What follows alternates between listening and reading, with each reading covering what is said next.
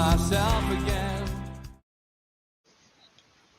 Good evening and welcome to NUFC Matters Fans Forum. Very sorry for the delay, everyone. We were just having a couple of technical issues there, but I hope everyone's well. My name's Chris Hall, and this evening I'm joined by my good friend and co-presenter, Pete Davey. How are you doing, Pete? All good, all good. This is the Eddie Howe week in my head. I'm extremely excited to the build up to our game. You know what? I don't know what you guys think in the chat. I know what you think, Chris, as well. But I have to say, I'm really excited for the international week to finish, for us to have our first game under Eddie Howe and the new regime. I'm buzzing for it. I can't wait. Yeah, do you know what? It feels like a long time coming, doesn't it? I mean, international breaks are hard enough anyway. I mean, you know my feelings on England anyway, Pete. And it's these qualifiers or friendlies, when they feel a little bit pointless. And like, who is it tonight? Is it San Marino or something? Marino, yeah. It's like if we win, we qualify. We're going to win probably about 6-0. Like it's yeah. Doesn't get interested, if I'm honest. Nice for Adam Ramsdale and Emile Smith-Rowe. I've seen that come through on Sky Sports before. I see they getting the debut, so it's a big night for them. Yeah. But bring back club football, Pete. Bring it back. There's nothing like club football, mate. No, it just isn't.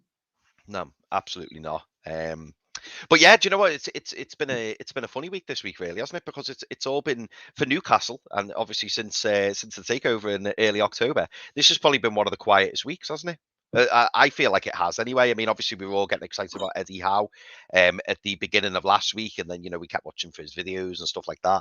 And it just feels like the last few days have kind of petered out. And obviously there's been the rumours on Michael Emenalo, in terms of the director of football. There's been a few transfer mumblings going on, but yeah, the last few days it has got a little bit quiet. You know what? I wouldn't expect anything less. But there's always going to be a bit of a fanfare around a new manager coming in, and in particular with Eddie Howe and who he is and what it signals to our club within the new era.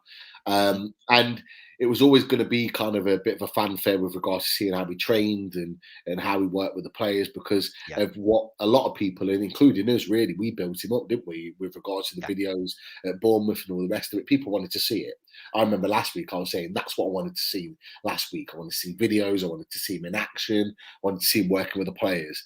Now, this is where the headspace starts to change. It's now a focus now working towards the game Saturday. So I expected it to go silent. And actually, unlike in the previous regime where silence wasn't necessarily good, this is a good thing, because it is. That Eddie Howe is getting to work and he's going to get these guys up and ready for Saturday, and I can't wait. Yeah. I mean, you're going to be there as well, aren't you, Pete? I mean, talking at the weekend, me and Pete are both going to be in Newcastle. Obviously, we've got the NUFC Matters Christmas party. I'm gonna talk about that, when we do the sponsors and things. But you know what? While I've mentioned it, I'm going to bring it up. So yeah, we've got the NUFC Matters Christmas night out, and if you haven't got a ticket, get yourself booked on. It's at the Tyneside Irish Centre, November the 19th, which is this Friday at 7 p.m. and you get to see me and Pete. Money well spent, Pete. No. If I'm a little bit tipsy on Friday, I apologise in advance. So get it out there now. In advance. Mate, it's long overdue, isn't it? We've been after this Christmas party for ages, and what better way to celebrate than with our new takeover and our new manager? And the year begins the following day, doesn't it? Definitely. I mean, we've already met, Chris, but it'll be good to have a really good chat on Friday and proper catch up with obviously Richie and Steve and all the rest that are going to be there for Matters, but also there's a number of you guys in the chat that hopefully will be there as well. So it'd be good to kind of chew the fat with you guys and actually get to properly meet and have a drink and have a laugh, and it's all for a good cause. So it'll be really good evening. So going to make the quick dash from Leicester all the way to Newcastle, quick change out, and then be round you guys for the evening. So can't wait. Looking forward to it. Special night, and then followed by hopefully a good result for us at St James's Park on the Saturday. Fingers crossed. Yeah, absolutely, mate. Absolutely. Well, anyway, without any further ado, we've got our first guest waiting in the green room. A very good friend of ours, a very good friend of the NUFC Matters crew. Welcome to Chris. How you doing, Chris? Hello, lads. I'm like you, Pete and Chris. I'm proper buzzing for this week and for Yeah. Friday. It'll be good to see both of you guys again. Yes. And meet some of the other Matters people that I haven't, or loaded people I haven't met yet. And Eddie Howe, what a he's going to have quite a surprise, or it's going to be quite a different experience for him being the home manager, walking out to 52,000 crazy fans when he's just used to being the away manager and bringing up 2,000 or 3,000 of his supporters from the 11,000 in the Bournemouth home stadium. But I just wanted to, not to be a downer, but I just wanted to address an issue that I think is important as we embark on this new era, which is this whole idea of who has the right to support us, who's these so-called plastic fans, plastic supporters. And I think we are going to see a lot of sort of, we've already seen a lot of negativity drawn at us, and fans asked to comment on international relations, national security, and like criminal stuff, which we should not be asked to have to answer for as fans. That's another venue. We're football supporters, and we're about football. And I thought that Eddie Howe handled that very well in his initial press conference. But I do want to address the abuse that our friend Al-Walid has been getting the last couple of days, especially vile stuff from some of the other from another channel. All three of it's good that all three of us are on here, because we're not from Newcastle, but that doesn't, you don't have to be you don't have to be from Newcastle, be born in Newcastle, or live in Newcastle to be a Newcastle fan. And it's not just about what year you started supporting them. It's about your attitude, how you look, how you embrace the whole experience. And to say, oh well, you're not a Newcastle fan if you've ever supported another club before. Maybe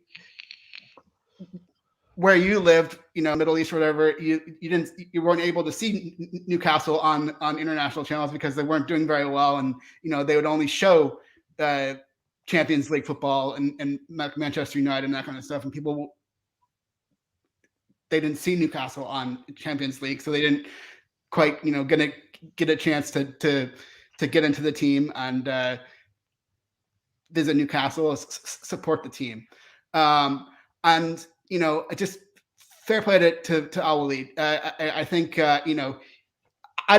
he can defend himself, but I just wanted to offer a word of support as someone who's featured in a clip alongside him and Steve when he's talking to Mitch and us about how he used to be a Man United fan, and that an 8-second clip does not define who somebody is and whether they're entitled to be a Newcastle fan or to sit with Amanda Staveley and Eddie Howe. So all the crap about how did he get to sit next to Amanda Staveley or Eddie Howe, and what's going on with the club there, and he's like a PR thing for the club, that just is really vile, and I think it's really unbecoming of any Newcastle fan.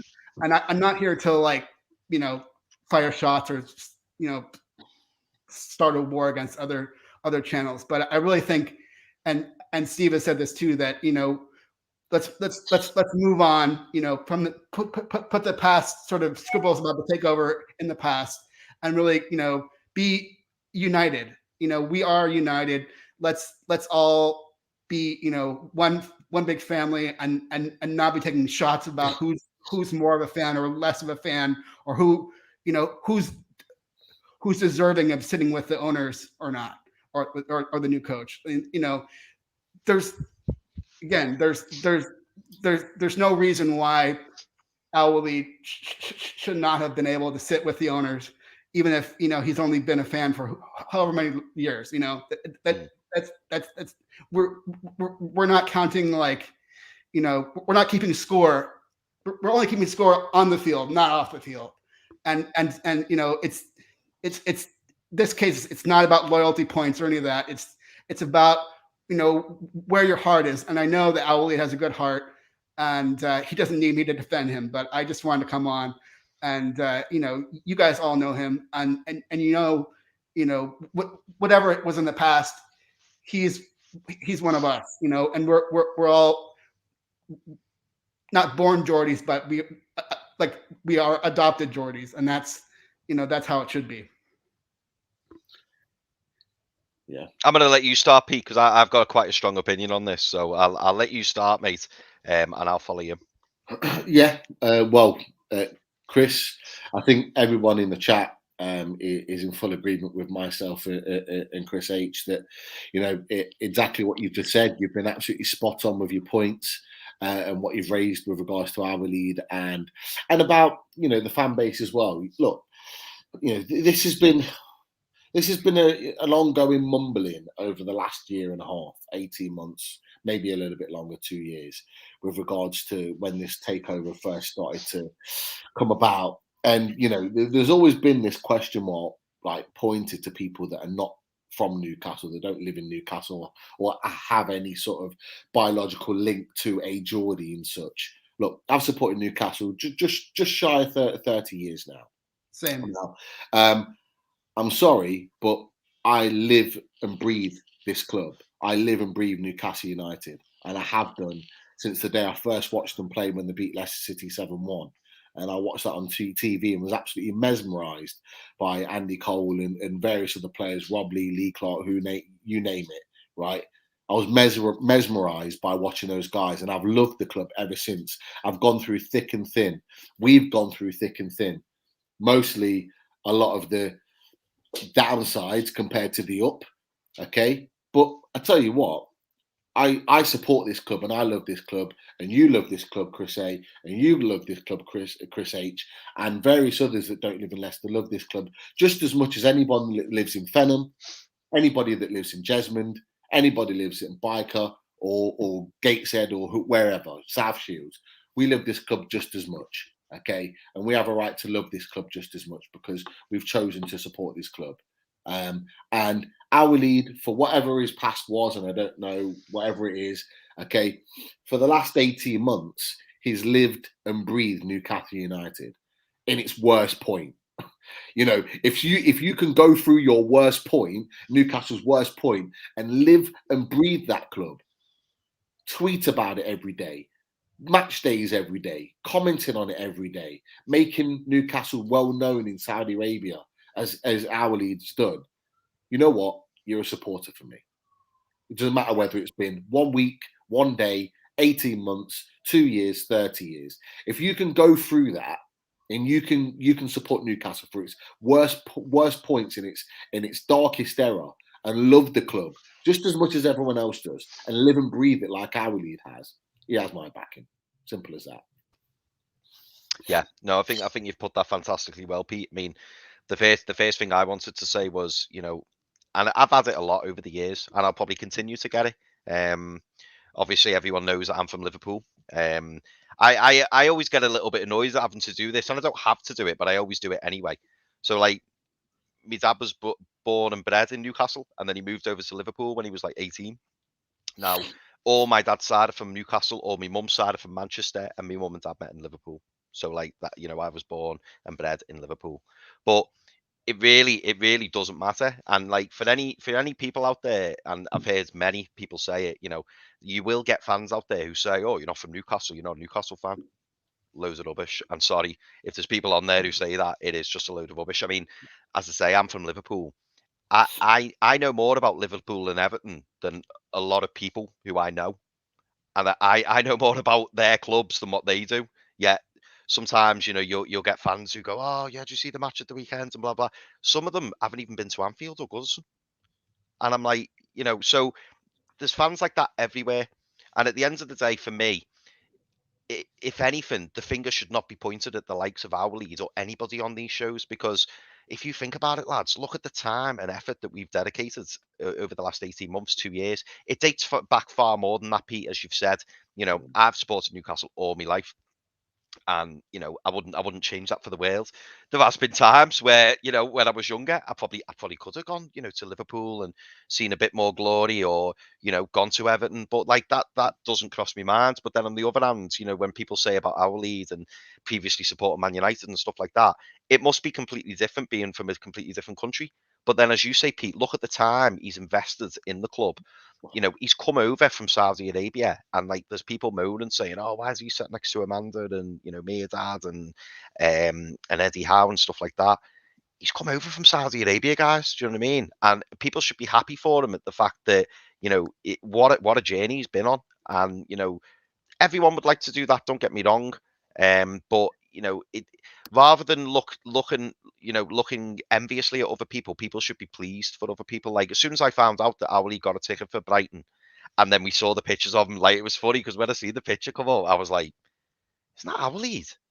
And then I realised, and then Owley put it on the group, didn't he? Oh, I'm sat next to Eddie Howe, and I was made up for him, absolutely made up for him, and from the bottom of my heart, I mean that. Like it must have been such an experience for him. But again, it goes back to, it's like the whole Trollum thing. It goes back to, you know, people being envious over other people or jealous over other people. And I genuinely do feel sorry for people like that, because I just think, why can't you just, rather than seeing the negative, why can't you see the positive and just enjoy it for somebody else? Because imagine that happened to you. You'd like to think that people around you or people that know you would be pleased for you, rather than just, you know, going, "Oh, why is he getting to do that? Why can't I do that? And why can't other people do that?" There's probably loads of people out there who are equally as worthy of that happening to them. But why not just embrace it and just say, "Oh, isn't that a nice thing?" You know, however our leader's got that ticket, I don't know the ins and outs, but however our leader's got that ticket, isn't it lovely that whoever's done that for him has done that? It's a really, really nice thing, and it's a nice gesture, and I'm just pleased for him. Sorry, Peter, I can see you laughing. There's something come up. You know, yeah. You know what? There's a few in the chat that are making me laugh. So, Gary, I apologise. I forgot Scott's Wood. There's a few of us. Oh yeah, with the locations. Yeah, look, my bad. Wallsend as well, Richard. I apologise. There's a few more. I will be visiting South Shields at some point over the weekend. My best friend lives there, so I'll be going to see him and his family. I am part of the South Shields crew. Paul, I'm one of you, okay, and I will be one of you at the weekend. So I apologise. You know what? You know what I love about that Brighton game is that, like, it's just. It just kind of put the cherry on the cake for his week. It was amazing. Like, it's amazing. You know what? I'm going to say it now. I'm not being funny, but after his experience at Brighton, I fully expect when I'm in the Leazes End on Saturday that Eddie Howe comes and jumps in the crowd with me. That's what I expect now, because of his experience. I expect Eddie Howe to come in and celebrate with me after we've got 3 points. That's what I want. I pay my money. That's what I want. And if you don't get it, you're going to be disappointed, aren't you, Pete? I'm joking, by the way. But you know, we've got to enjoy the fact that someone has had that experience. You know, we shouldn't have brought up all these. We shouldn't have brought up all these areas now, Pete. You have really started it now. We're getting them all, aren't we? Look, bring them in. I apologize. You know, but I'd have still been saying the areas now. Okay, yeah. We wouldn't have had an opportunity for Chris H to speak. Chris A wouldn't have been able to make his second point. Would have been stuck. But you all mean everything to us. Yes. And look, we all of the areas of Newcastle and beyond. We all love this club so much, and we've been through so much shite over the last 14 years. I love this from Yano, by the way. Now time to move forward. I had to let people know, Yano, do you know what I mean? I had to disclose it. I had to. Love it. Brilliant stuff. I reckon Yano could be a Scouser, because that's funny. Yeah, I like that. Yeah. Sense of humour, mate. That's true. But look, sorry, if I'm putting in Chris H. But Chris H, obviously you made the point, fantastic point. I think it was well said with regards to our lead and all the situation. I hadn't been aware actually of what been happening. I've been kind of staying away from social media the last few days. Yeah, probably the best for all of us. Yeah. But talking Newcastle, is there anything you want to raise? Obviously, we're in the build-up now to a big week for Eddie Howe and the boys. What are your thoughts about this week ahead? Are you got any opinions? Are you nervous? Are you excited? How are you feeling? Yeah, I would say all of the above. Nervous and exciting. I've probably never looked forward to a team sheet more than I have this one coming out. What is it, at Saturday at 2:00? Than this one, because sort of even more so before Crystal Palace, when I saw you with Graham Jones and wondering what his first line was going to be, and maybe we were just a little disappointed that it was more of the same of Steve Bruce, and we sort of wondered, well, maybe he had more influence than we thought in terms of suddenly we thought that Steve Bruce only thing he did was pick the team. So hopefully, it's probably not going to be all of our ideal lineups. It's hopefully going to be somewhere in between the lineup that Graham Jones stuck with and the lineup that we would all like to see, with Cher getting in there and other people, Jamal Lewis getting a chance at left back. I'm sort of curious whether you think that the people who are out on international breaks, I mean, who are actually on national teams, which is not that many of our players, to be honest. Whether you think that I'm just expecting, I don't think they're going to be behind it all. I think that Eddie Howe and his team will be out there. They already know them, and they'll be watching their games, and they'll be able to slot them right in to the team if they want to put them in the first team. And it's not going to be a case of, oh, well, if you had an international break, then you're not going to make the team or you're going to be on the bench. I think that those guys who are fresh, they've played the most recent games. I think they have as good a chance as any of them to be in the first 11. So I'm curious what you guys think about that. Great question. I'll let you go first, Pete. With regards to the international players, it's going to be interesting. So who we got on international at the moment? Fabian Schär, Miron, Dubravka, who got a clean sheet. Hendrick. Oh God. Is that it? I think that's about it. Yeah. Yeah, Kraft. You said Kraft, didn't you? No, I didn't say Kraft. Oh, next. Yeah. But yeah, you know what? I think for the first game, Eddie Howe's going to go with the players he's been working with. Yeah, I think so. Rafa Benitez was very, very similar. Now, I'm not making comparisons to that, but in terms of their training methods and the way in which they work with players, I think it's quite similar. So I think he'll go with the players that he's been working with. The only change that I think he'll make from the internationals is and I hope he makes this, is Dubravka. I hope Dubravka comes in. Come in. He's the best goalkeeper at the club. He's the number one. He has to play. And it's been great that he'll get a couple of games between now and he'll get another game between now and Saturday. So for me, he has to play. He makes our defensive unit better. But other than that, I think the other lads will come off the bench.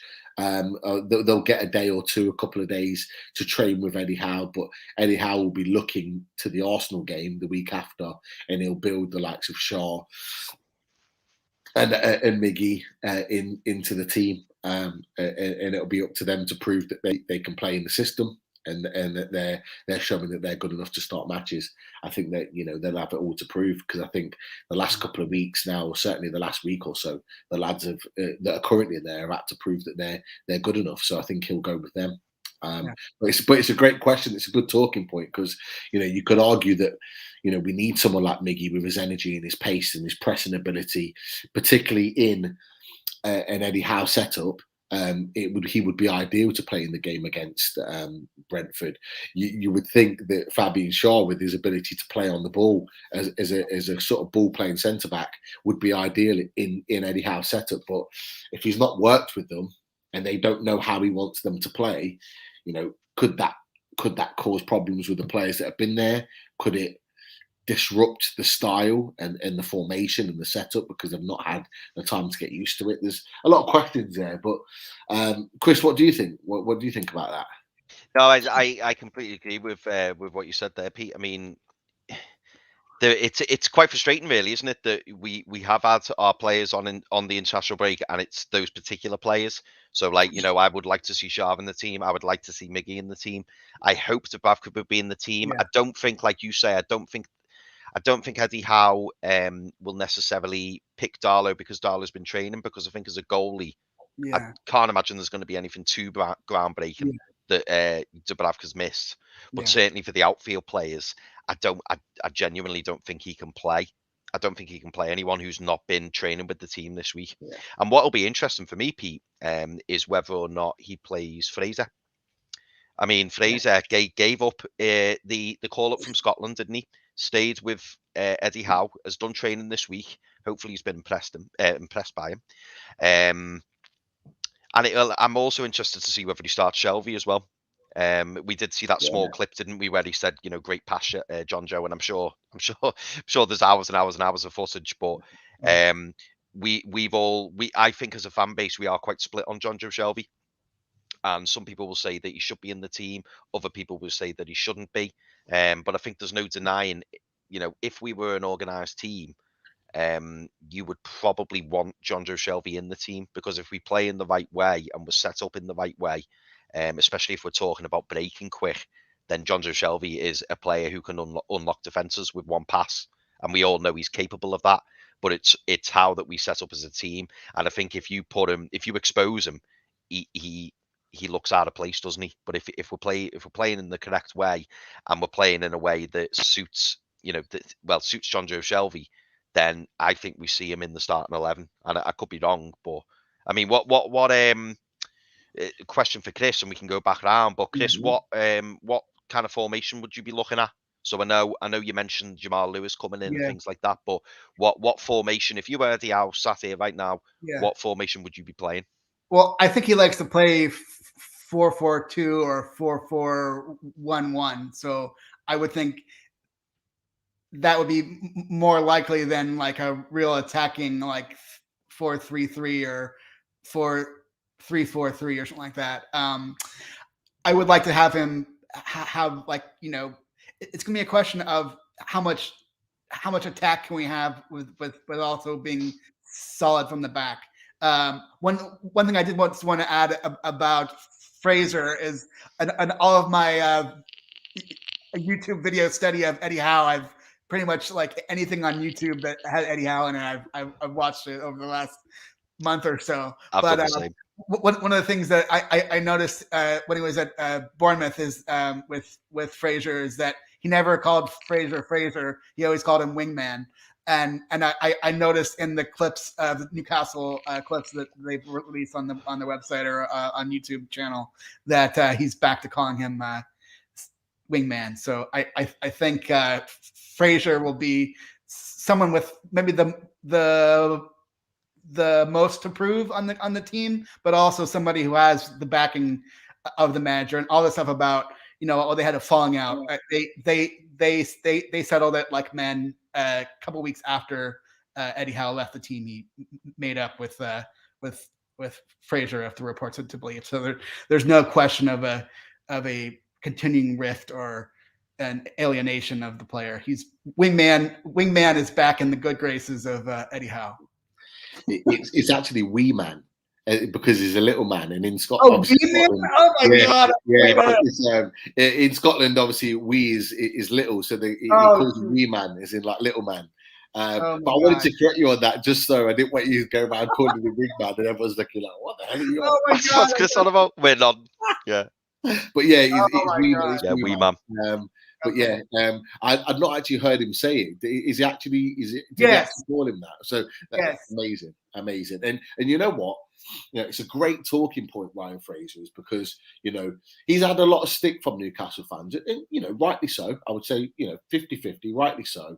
He hasn't played a lot of games for us. He hasn't been given a run. He clearly, I think the fact that he he didn't go to international break when he was the first one to leave for an international break. He loved going to play for Scotland, and there was question marks that he played more for Scotland and better for Scotland than he ever did for Newcastle.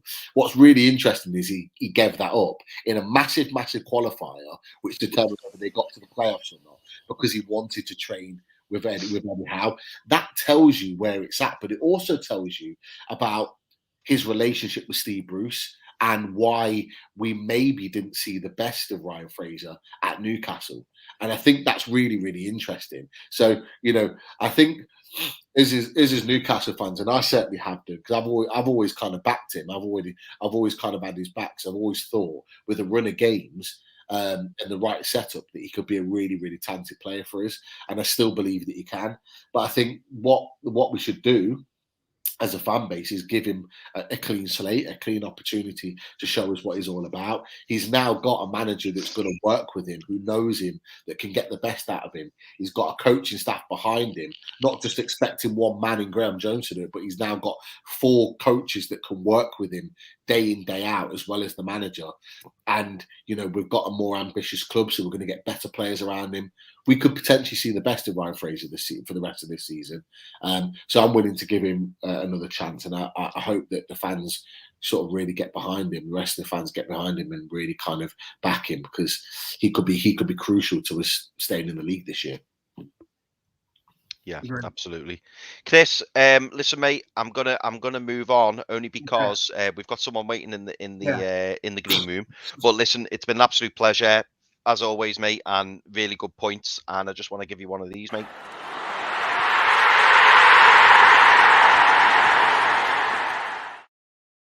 All right, see you on Friday. Take care, mate. Look forward to seeing you. Yeah. Okay. Good to see you, mate. Top man. Always nice having Chris on it. I've put him on twice. Always good having Chris on.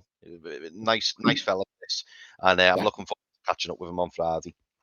100%, mate. 100%. Yeah. Great points to start with.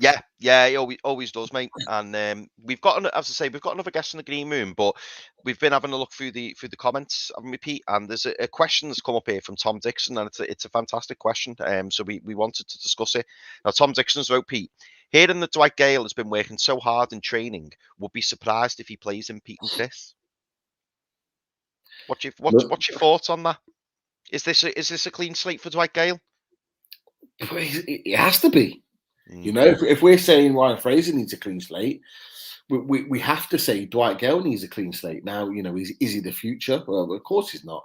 I'm sure come January we'll look to invest certainly in the attacking areas. But if Tom's right that he has been working his socks off, great. That's what we want to see, because there was question marks with his fallout with Graham Jones that earlier on in this or back end of last season that he wasn't working hard enough, and that's why he wasn't getting games. But it'll be really, really interesting if Dwight Gale starts in the starting lineup alongside Callum Wilson in that front line.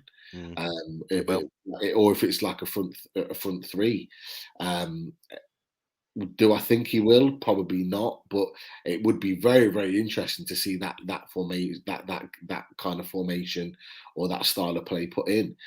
Do I think he'll come off the bench? Yeah, I think he'll get minutes. I think especially if we're chasing a goal or we're looking to, wrap up the game. I think he might get minutes and an opportunity to prove his worth. So, again, it's really interesting because you've got players that have sat there. We could talk about Jamal Lewis. As another one. I really hope he starts to get minutes in the game. But Dwight Gale, he's got a lot to prove. He's got given a 3-year contract. He's got a lot to prove, and we're in a position now where we can go and strengthen with getting significantly better players. I mean, I was talking about the potential of his signing Duvan Zapata last week, who's an absolute beast and an animal in European football, and we're looking at Dwight Gale that's been at our club for a few years now and barely kicked the ball. So he's got to prove his worth, or he'll find himself out the club. Yeah, no, absolutely. Do you know what, Pete? I think sometimes fans are very quick to get on Gale's back. Now, don't get me wrong.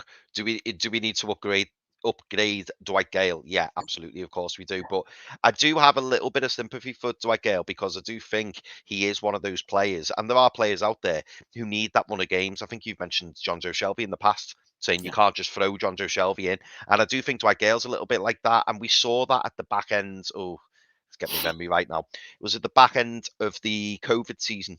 We saw that when he had a run of games, he'd grab a couple of goals. And that he's not as bad as what people make out. I definitely want to upgrade him.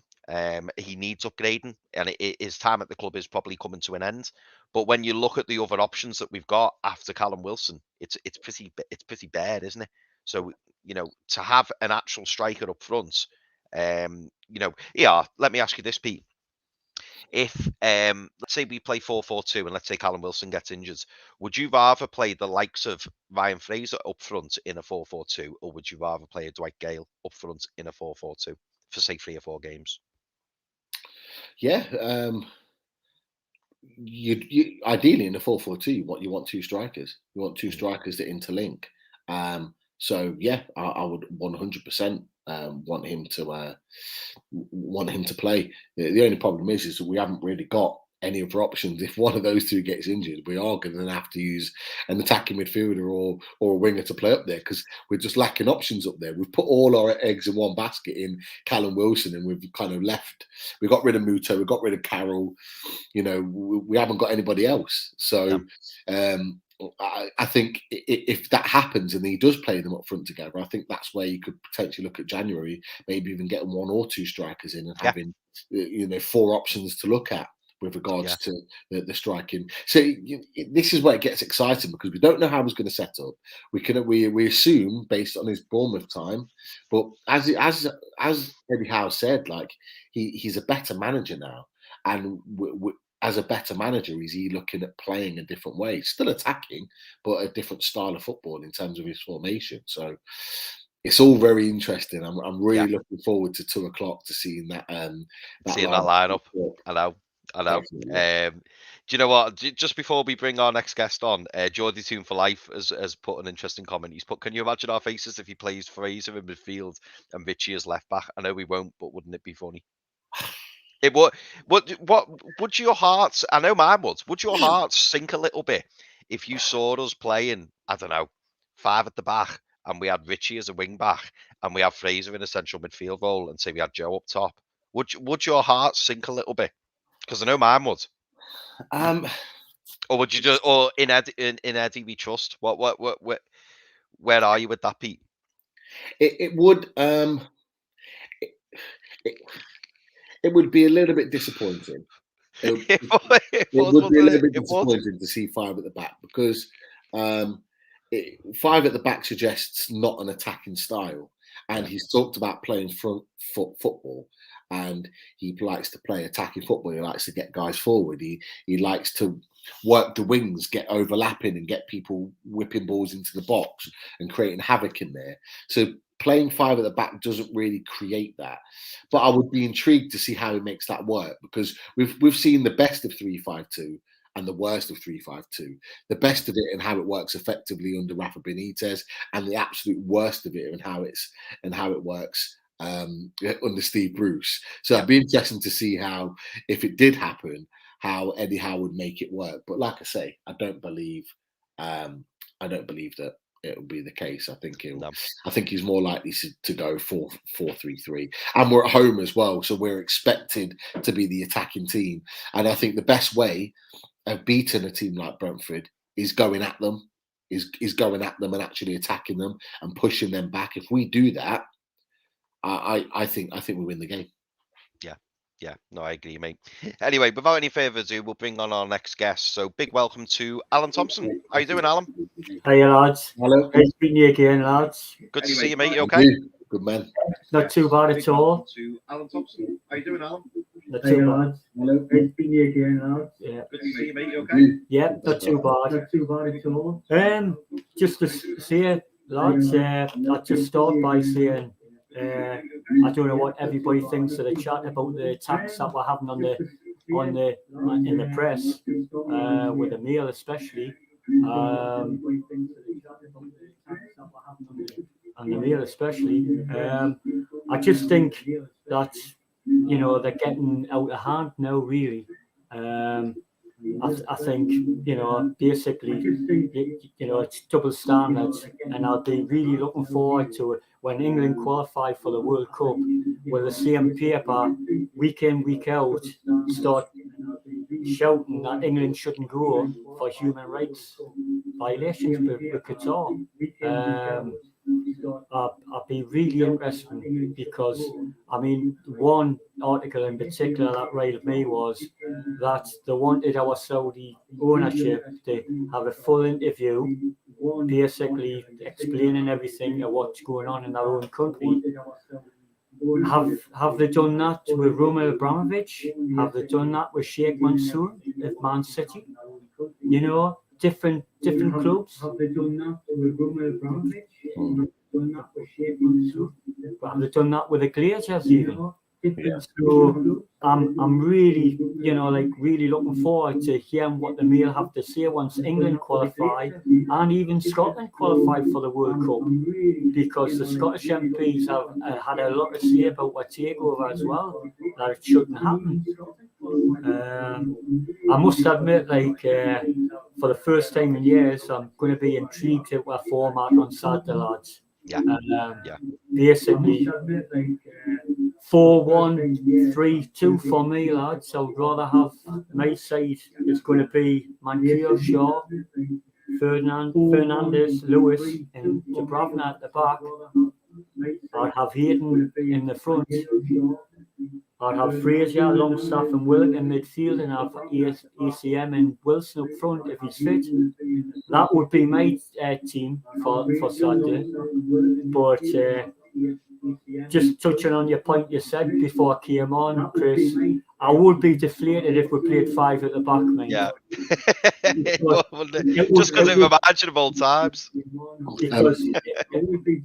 Alan, just before we carry on, I think we've got a bit of feedback from one of your speakers. So I know I'm hear it repeated. I know I'm trying to get rid of it. Just before we carry on, I think we've got a bit of feedback from one of your speakers. So I know I'm hear it repeated. I know I'm trying to get rid of it. Yeah, it's annoying. Yeah, it's okay. So we'll answer that question. We'll answer that question. We'll just mute you for a second, just because of the feedback. But Chris, with regards to the takeover and the international stuff, what's kind of your opinion on what Alan said? It's interesting, isn't it? I mean, this is the problem that we've had, especially recently. It all seems to have kicked off all over again, doesn't it? But I do think it will genuinely carry on, and I think really we've just got to try and put it to the back of our minds, or just try and not listen to it, because unfortunately I think it will just carry on. I really do. I don't see these concerns or these topics being shut down anytime soon. I think it is all part of a bigger story. I think they're trying to get a bit of momentum going, so that it kicks something off. But I genuinely I can't see where it's going to go, because as we all know, the deal's done, and I think now the new owners are in place. They're going to make sure that they stay under the barrier. I think we were talking about it the other day, weren't we, Pete? They won't want to bring any extra attention to themselves. They'll do whatever they need to do. And they will keep themselves whiter than white, so to speak. They're gonna make sure they do everything by the book. They're gonna make sure that they don't break any rules. They don't push any parameters that they don't need to. But yeah, I do, and to use the same expression, I just think it's all hot air. I just think it's done now, and we, as fans, we need to just put it to the back of our minds and just not take any of it all in. Let's just enjoy what we've got, which, as we know, is our new ownership, our new manager, and our new era. That's all I would say on it. I've tried to just switch off from it all, if I'm honest, Pete. What about you? Yeah, look, I think we talked about this, a couple of days after the takeover had happened and it was done and dusted. Is that we as a fan base need to be a lot thicker skinned in terms of having the negativity thrown at us more so than ever.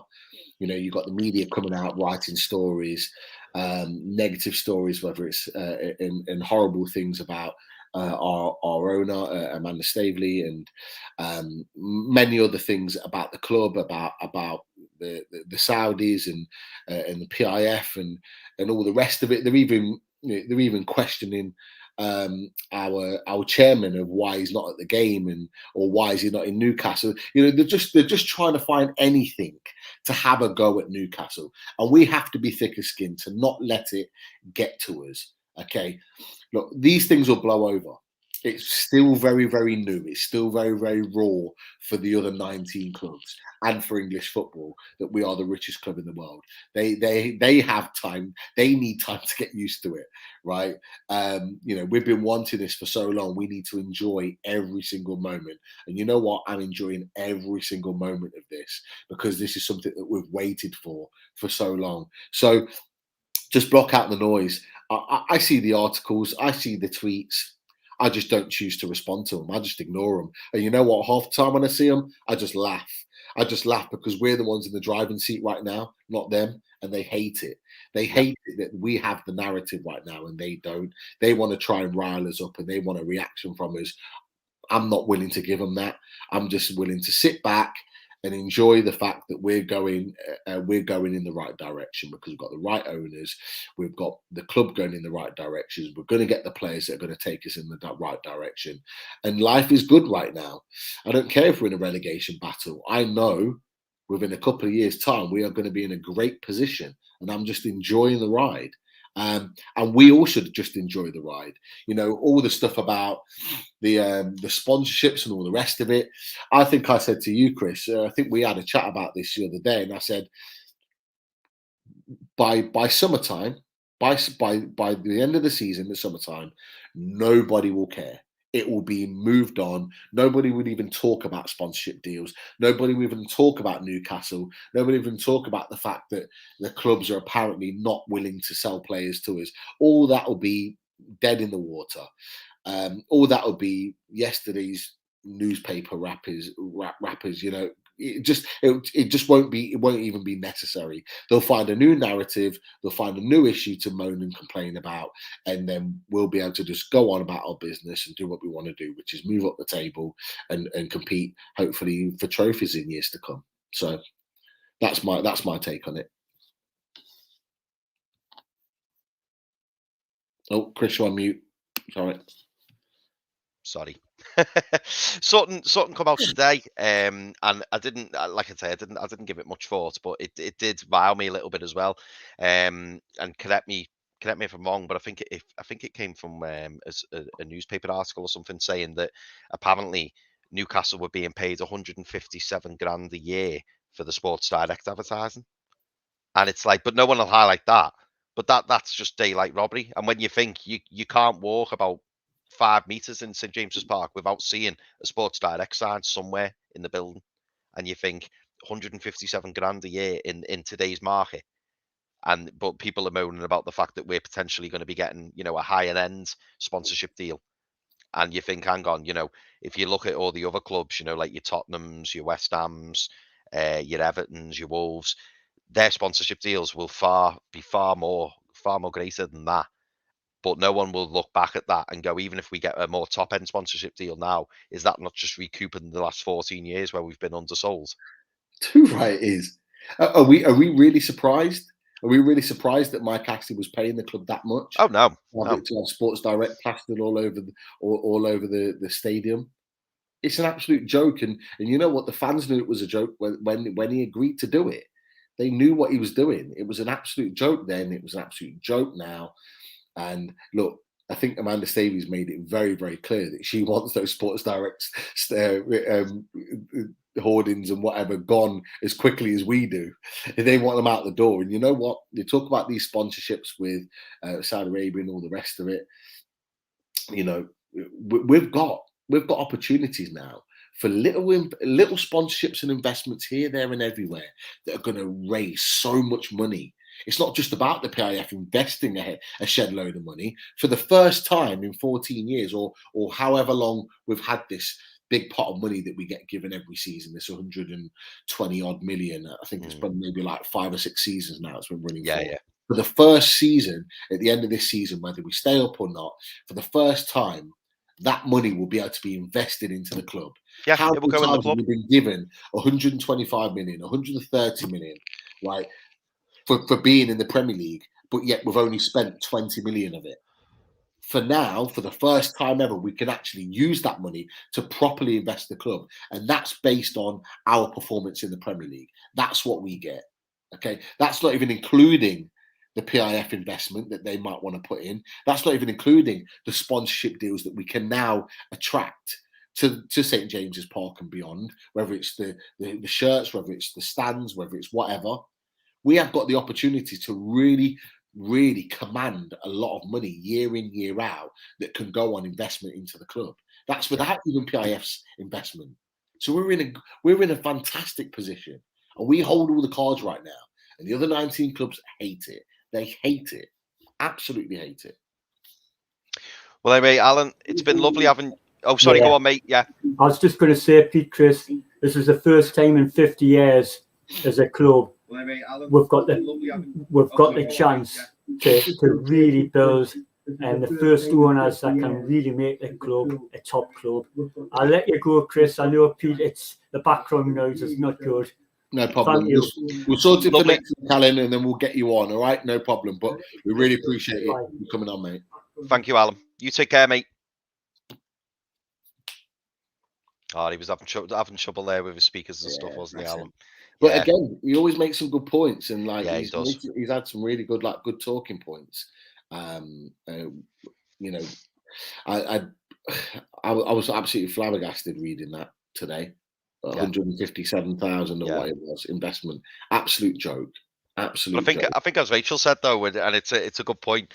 It's a joke, but I wasn't that flabbergasted because it was Mike Ashley. And like it doesn't surprise me that much because that is just the kind of guy he is, isn't it? But it really goes to show, doesn't it, how undersold we were in terms of sponsorship money. I mean, imagine, Pete, we had a sponsorship deal that was what 3, 4, 5 million. I mean, look at that over 5 years, the difference from 157 grand to say 4 million. Look at all that money that could have been gone into the club. 100%, mate. But you've got to think about it from this point of view. Is that like you look at that? We've basically had our both our hands tied behind our back and one leg tied behind the other. That's how we've been for 14 years, but in particular, sort of the last 10 years.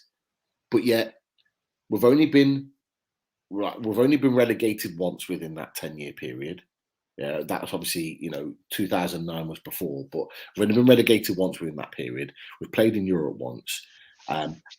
Which is still not great for the caliber of our club, and yet we've played Premier League football and managed to stay up every season. We have been incredibly lucky during that period of time to be handicapped that much in terms of not being able to invest or having the sponsorship the same as everybody else. We have literally been held off compared to the other 19 clubs, even the newly promoted clubs. But look who we've seen come and get promoted and go beyond it. Southampton were one of them. Wolves were another one. Brighton at the moment are above us and flying high. I think West Ham have been relegated, come back, and then look where they are now. There are so many other teams. Watford have come up from the Championship, gone above us and close to Europe, got relegated again, and now are currently above us in the Premier League. They've gone through that same stage throughout the season and done exactly that. Leicester City have gone from League One to the Championship to the Premier League, won the Premier League, got to the quarterfinals of the Champions League, Europa League regulars, fighting for top 4, all in that stage of time. You've even got Sheffield United have come from League One, Championship, nearly got European football, then got relegated. All during that period of time where we've just been floating. So we've been lucky as a club that we've been able to manage to float. We've still been able to manage to sign good players during that time. We've been incredibly lucky, really, really lucky. And now it's not about luck. Now it'll be about what we can actually do as a club from our own ambitions.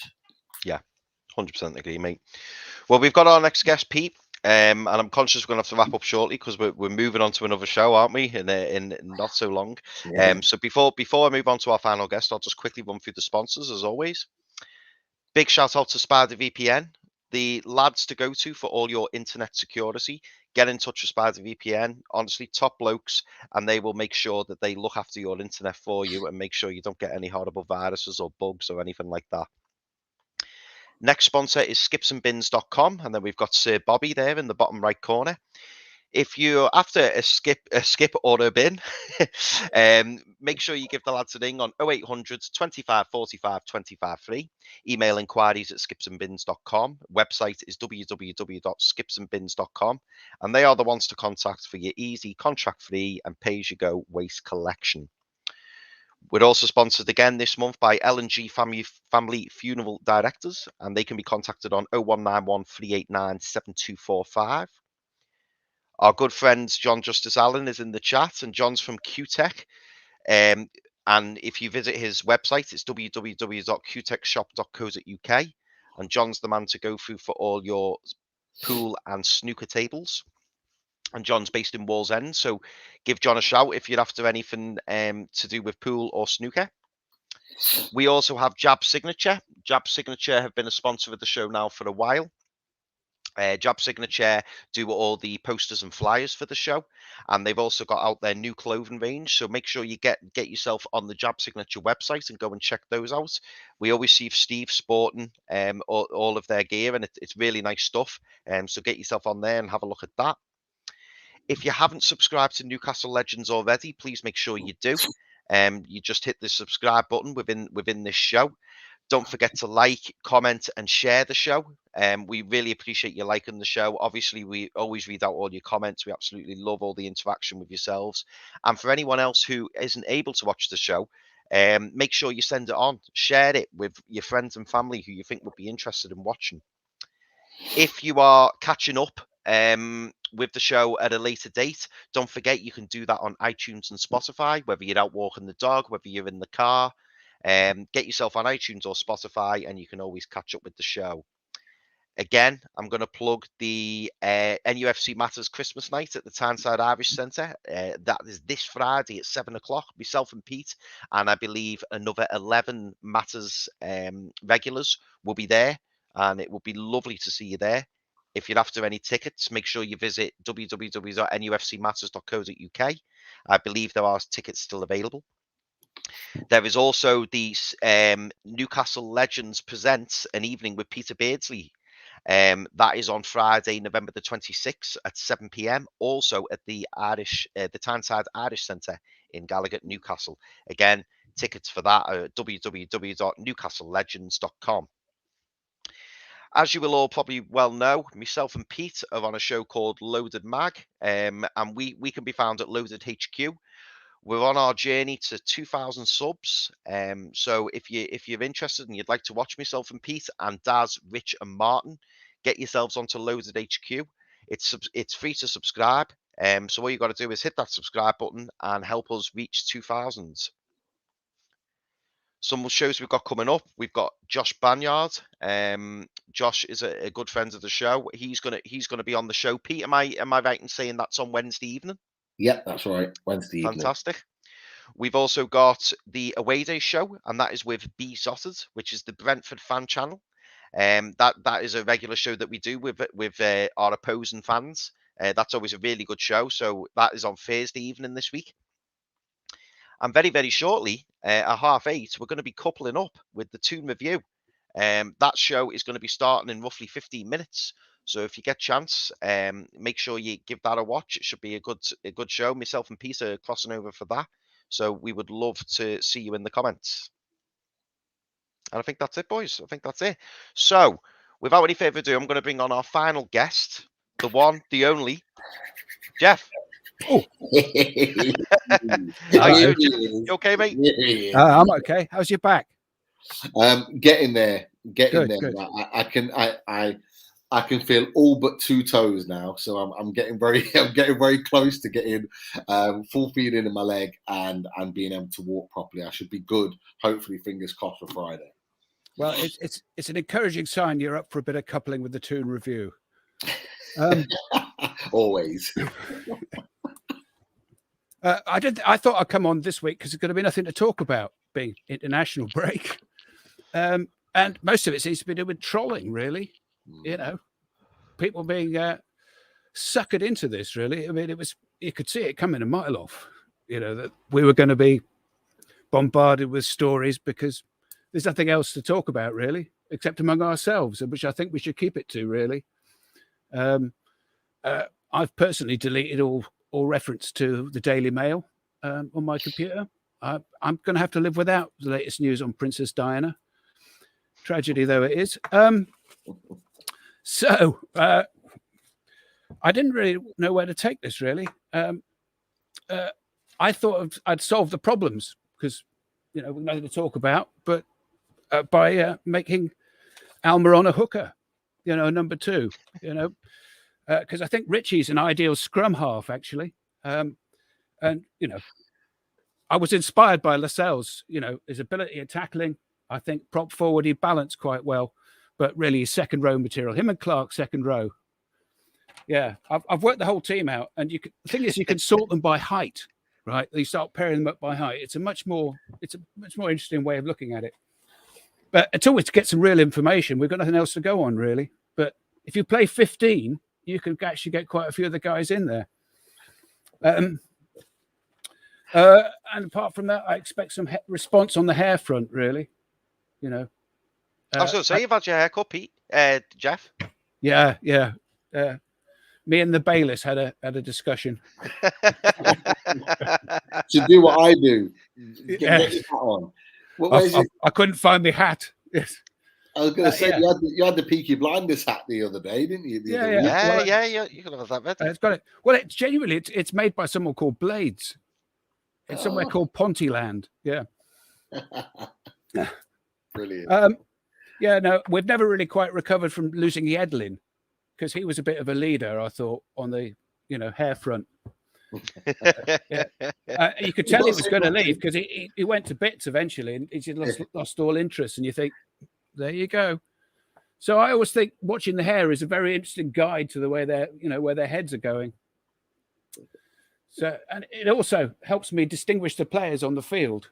But hopefully, you know, maybe now we'll have the players playing in the same position every week, which should be strange, won't it? Yeah. Strange concept, isn't it? That's half my problem. It's going, what is that? It's usually Hayden or Almiron, you know, just turning up randomly somewhere in the field. So where do you think we are with director of football? Any further thoughts? It's an interesting one. What do you reckon, Pete? Well, if reports are to be believed, Emalalo is imminent. He's likely to be, some are saying, be kind of officially announced before the Brentford game. But look, we know from this you know, this consortium, this ownership that they're doing their due diligence on everybody. We can tell by the managerial search that took the best part of 3 weeks that, you know, it was done rigorously and meticulously, and they went and interviewed everyone that they wanted to speak to, and I believe they've gone through the same process.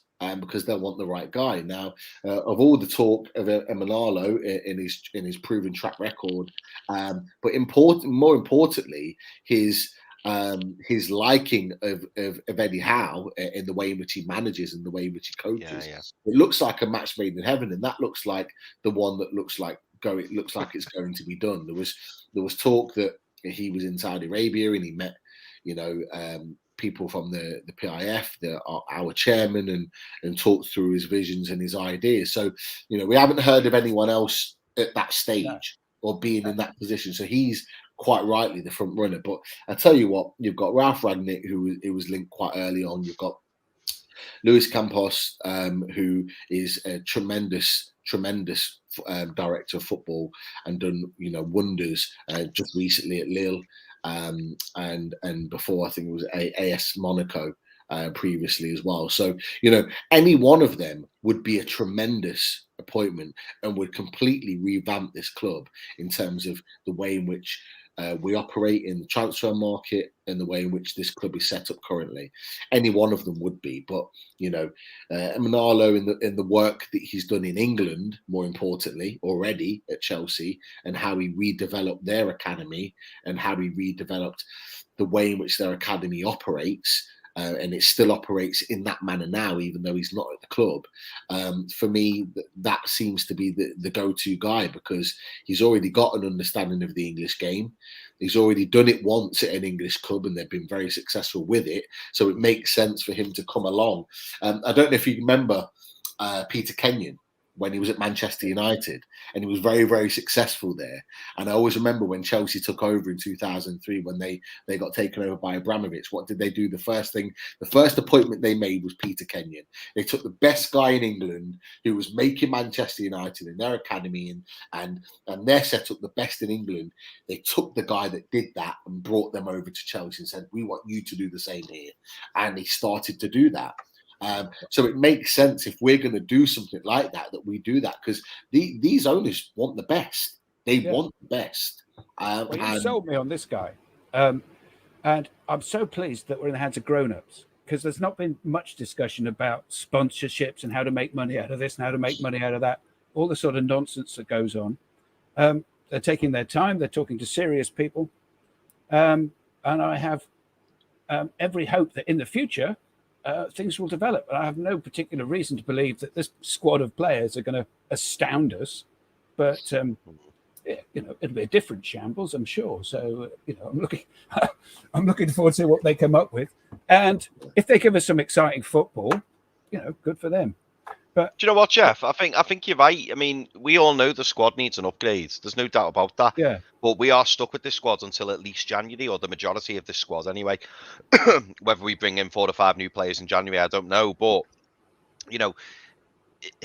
sometimes I think people do get a bit on the high horse, and especially from the media. They're constantly saying, "Oh, this squad isn't good enough," and it's a championship squad. Don't get me wrong; a lot of the players aren't good enough. But we've got, I do believe, especially looking at the clubs around us, we've got enough to finish at least 15th, 14th in this league, at least. Yeah. When you've got the likes of St. Maximin and Callum Wilson and Dubravka, just to name off the top of my head, even the likes of Joe Willock, John Joe Shelby on his day, there's enough talent in there. It's having the right manager, isn't it? We've always known that if Rafa was in charge, for example, it would be a different team. Yeah. But it's... getting them to think the right way. I'm really hoping we'll get some brains, intelligence, and try and create a new culture of getting people who think on the right wavelength, if you know what I mean, which is sort of lacking.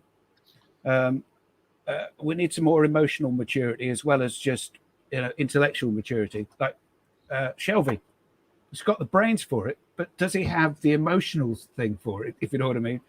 Because at some point he's going to do something really stupid or lose his cool. But we can't have everything. Yeah, this is it. Yeah. And as we say, Jeff, we're kind of stuck with that. And we do need to upgrade on the likes of Shelby. But can Shelby do a job on his day? Absolutely, he can. Absolutely, he can. But again, it's about harnessing that talent, isn't it? Because if you don't play to someone like him, his strengths, and you expose him, then he will be exposed. He can't make up for a lack of pace, because if you stick him in the midfield and he's on his own, you're going to have trouble, because people. All he can do is improve their fitness. Yeah, yes, that's really what we could hope to see. But whether he can do that in time, and there's another slight complication with buying players in January, because it's all right, you can get so and so has been sat on the bench for wherever, but are they match fit? Are they, we're going to have the same problem that they're going to take longer to, because we want people who are sort of up ready to go, who are going to fit straight in and score goals or stop goals or whatever their job is. So it just makes the problem of who to buy, because it's not a financial problem as far as I'm concerned. No. It's just finding the right players with the right fit, who are fit in both senses of the word. And it could even be, couldn't it, Jeff, that the manager or the owners look in January to buy players who are going to get us out of this trouble, because it may be that we buy a player who in 3 years' time we might not have, but the player for now, for the remainder of the season, will do a job, and that's what we need. Though the romantic in me says I really want them to buy players that, you know, it's like I'm up for the long term, you know. Oh yeah, yeah. So, but so far they've done all right. They haven't spoiled any of my romance yet, if you know what I mean. They're doing all fine, and you know, and all this sort of being rude to Al Walid, I thought was just an extraordinary thing. I don't know where that came from. Is that from within our base? Because I genuinely try and ration myself to a couple of hours a day. Yeah. You've got to, Jeff. You've got to. Yeah. Otherwise, I get nothing done. Right? I really wouldn't, because it'd be, oh look, someone's got. Oh look, because there's always somebody online and somebody talking about us, and most of it's just clickbait. And until I read it in NUFC.com, Niles and Biffa put it out as official news, I'm not going to believe it. Yeah. Unfortunately, it has come from the fan base, hasn't it, Pete? Yeah. I mean, you know, Chris A was far more sort of aware of it than I was, because me and Chris haven't really been on social media recently. You know, especially during the international breaks, it is a hotbed for causing dramas and media creating a load of nonsense to wind up fans. And unfortunately, I think we've been on the receiving end of both in recent days. And those kind of things happening just makes me think, you know what, I just need some time away from it, because I don't want to see it. I don't want to get involved in it. Like, I just support Newcastle United. I just love the club. I love the club. I love interacting with you guys that are in the chat. Yourself, Jeff. Yeah. Obviously, me and Chris unloaded and on the fans forum. This is what I love doing. I love interacting with you guys. I don't like all the dramas and the arguments and they're better than them. They're better than they're. You know, it's like all this one-upmanship. I just can't be doing with it. Like, that's not what I support Newcastle for. No, you know, it's ridiculous. I mean, I do it because I can interact with fans, because what matters is what other fans think. We define who we are. Yeah. Right. And at last, we have some people who've brought some dignity back to our establishment, which is going to be fantastic. And there was somebody who, a long time ago, said something about the oxygen of publicity. I don't want to remember who it was now. But, you know, if we don't discuss these things and we ignore them, we don't click on the links, you know, they're put out there for our benefit, you know. Yeah. So if we don't click on the links, maybe they'll start to go away. You know. Yeah. It's a small thing, but we all have to do it. You know, it's down to us as individuals just to say, no, I'm not going to look at that anymore. I'm not going to do that. I'm not even going to bother responding when I see that stuff. Or I'll bounce something left field. Yeah, or I bounce something left field off trolls normally, and they get confused and go away. Jeff, it's been an absolute pleasure, mate. I'm really sorry we're going to have to wrap the show up, but it's been an absolute pleasure. Always love having you on, mate. As always. Pleasure, I'm going to give you one of these, Jeff.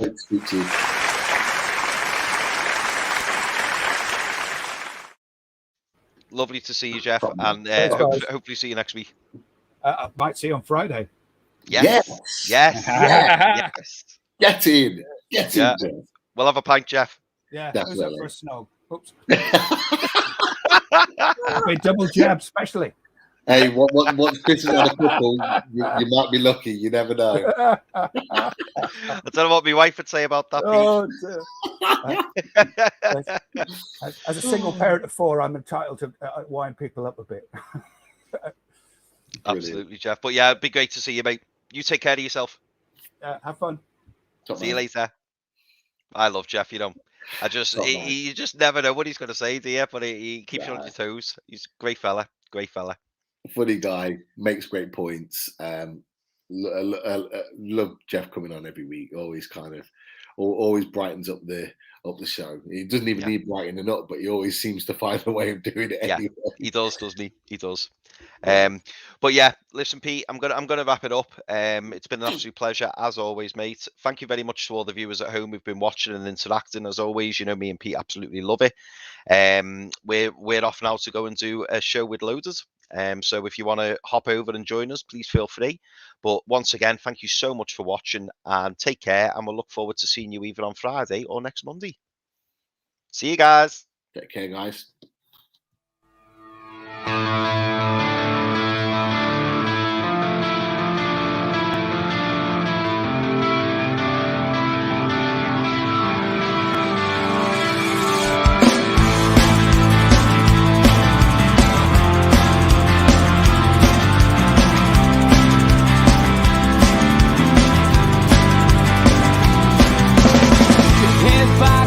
Critics attack. It feels like I've been talking to myself.